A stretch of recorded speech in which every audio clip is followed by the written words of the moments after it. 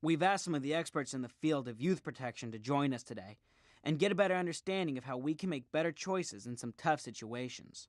For the past 30 years, Cordelia Anderson has assisted many organizations and serves on the board of the National Center for Missing and Exploited Children. Dr. Sharon Cooper specializes in developmental and forensic pediatrics at the University of North Carolina, Chapel Hill School of Medicine. Dr. Cooper regularly assists investigators of internet crimes against children. Dr. David Walsh is a psychologist who founded the National Institute on Media and the Family. Dr. Walsh has done extensive work on the impact of media on children and teens. If you suspect that you have a friend that really needs help, the most important thing that you need to do is take it seriously. Don't try to convince yourself that you shouldn't be worried. That instinct that you have that makes you worry about your friend is real. It's a little bit different for boys and girls.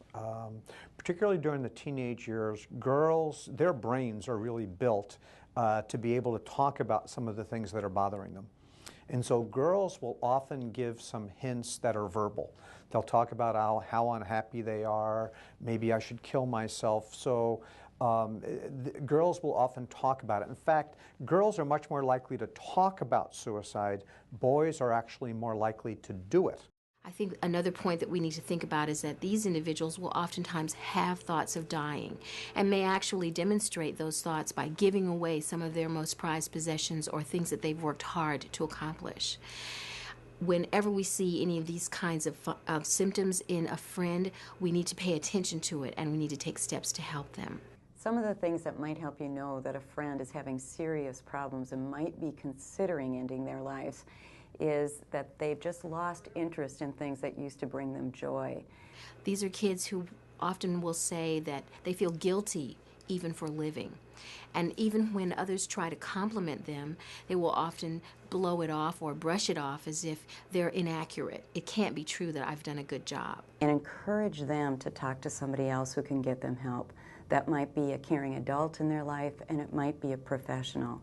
But take it seriously and help them to take it seriously to get the support they need. In addition to reaching out, you also want to make sure that you don't get in over your head. In other words, sometimes your friend might be experiencing, kind of an emotional, a sense of emotional turmoil that's bigger than you can handle.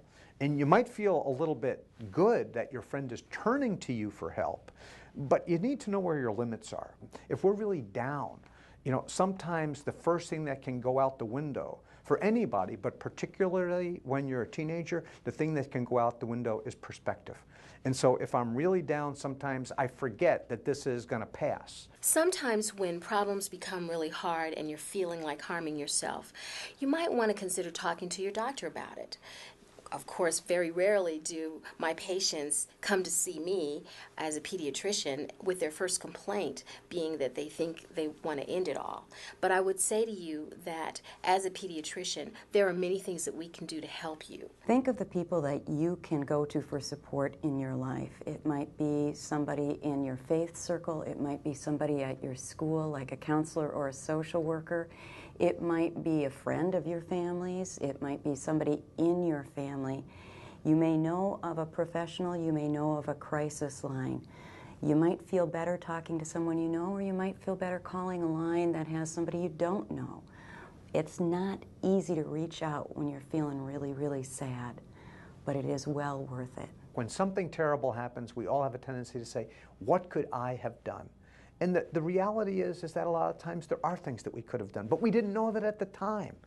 And so we need to talk about that, get some of that guilt so that we share some of that, so we get perspective on it. And we need to be able to kind of feel the pain, feel the loss. So not stuff that feeling, but realize that, we can't always control things, even though we'd like to. There is a National Suicide Prevention Lifeline, so if you need to call, you can call 1-800-273-TALK. There will be somebody there for you 24 hours a day that you can talk to, and they will get you linked to somebody in your area.